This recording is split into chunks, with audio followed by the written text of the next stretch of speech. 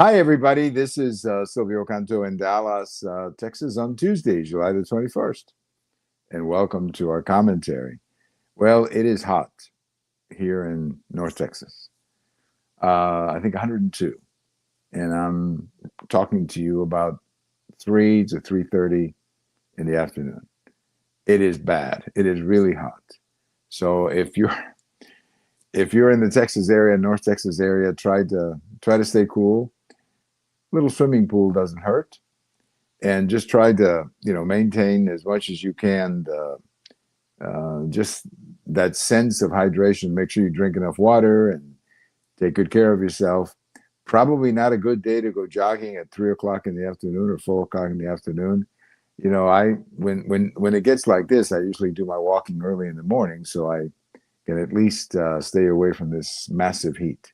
But it is really bad right now in North Texas, so take care of yourself. Don't 102. I just saw the sign here on the computer. 102 degrees in what we call the Metroplex here in North Texas, which is Dallas Fort Worth. I have a post over at the American Thinker today talking about the midterms. A couple of articles that have come out talking about what is happening in the midterms and how, despite the fact, if you look at the numbers, traditionally in a midterm, if a president has a lot of political problems, like he's down in the polls, as was the case, let's say, for President George W. Bush in 2006, President Clinton in 1994, President Obama in 2010. When you have a situation like that where the president is doing poorly in the polls, the opposition party tends to have a huge day. And we saw that in 1994 when you had that big sweep, what they called the Gingrich Revolution, the big sweep, the House and the Senate. In 2006, the same thing. The Republicans lost the House and the Senate. And then, of course, in 2010, President Obama lost the House and then lost the Senate in 2014. So these are things that have happened before, and normally it's all based on the popularity of the president, how well the president is doing. So if you were to use that standard, if you were to say, okay, what did the midterms historically say about, let's say, a president like President Trump, who right now is, let's just say, his polls are not good. That would tell you that the Democrats are going to do quite well in November. But what is interesting about the actual polls that we're seeing and projections is that that's not the case. I mean, it's going to be competitive in the House. I'll say that, and there is a chance that the Democrats could win. Probably better than 50% chance that they're going to win, but it's not going to be a sweep. It's not going to be one of those things where they just sweep the House, and the Senate is still in the Republicans' favor. So the question is, why is this happening? Why aren't Trump's, let's just say, historically low numbers helping the Democrats? What is going on that Trump's historical numbers, bad numbers, are not helping the Democrats? And that's a complicated question, but I think they're just not able to make the sale. It's sort of like when you have one product that you own and you're not real happy with it, and another salesperson is trying to get you to change or buy their product, but you don't feel as if the new salesman or the salesman who wants to change your subscription or whatever is doing a good job or selling you. It's the whole idea about the Democrats are simply not making the sale. It's a combination of reasons. I think too much of the Democrat message today is, I hate Trump. I'm against Trump. And that's just not enough to convince people that they should change. Another reality is all of these changes within the Democrat Party, all of these people from the left who are coming in and winning primaries and turning the face of the Democratic Party into a much more radical face than I think most reasonable Democrats would want to have. I think most Democrats are probably centrist, as is the case with most Republicans.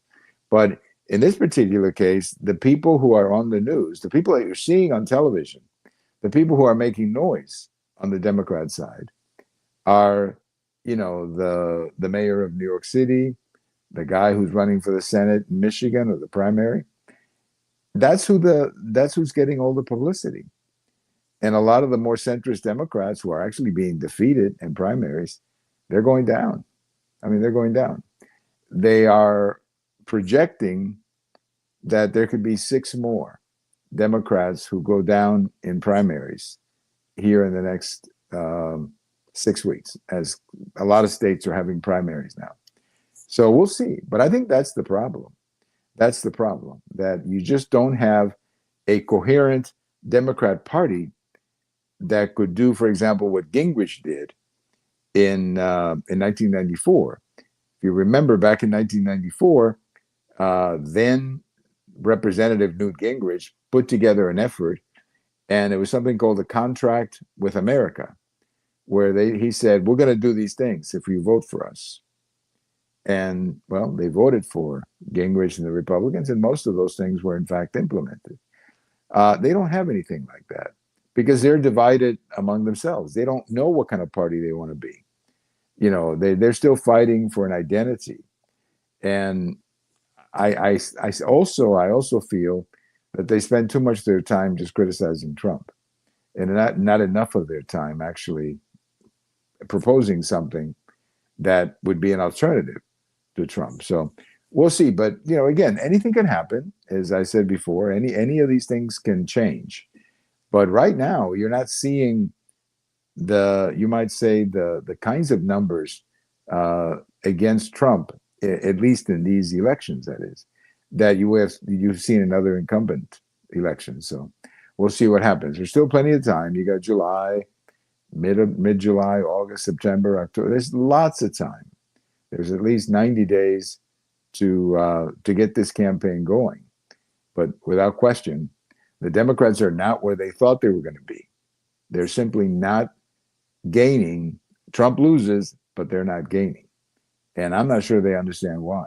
I'm not sure they understand why. Well, there's a hilarious situation going on down in Nicaragua. And I have a post about this coming out tomorrow. Nicaragua, of course, is the country in Central America.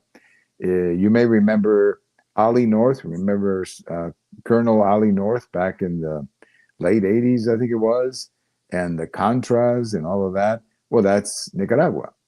And Nicaragua went through a lot of different changes. Now they have basically a left-wing dictator.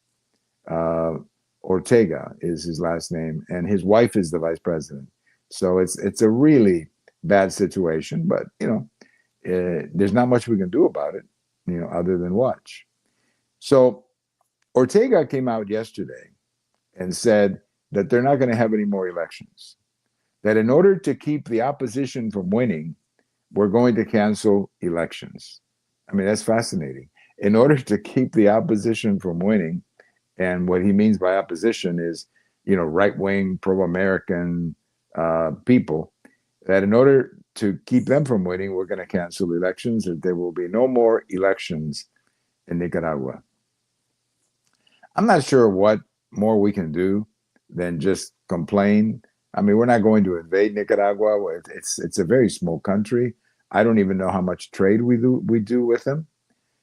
But it's just fascinating how the left will say, we're going to cancel elections.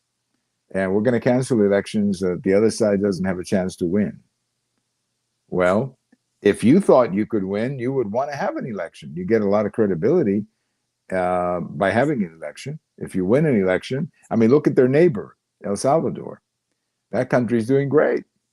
And that's because they have someone who was elected, who promised what he was going to do, and he's doing it, and he's doing it well. So here you have Nicaragua, a total mess. El Salvador, quite a success story.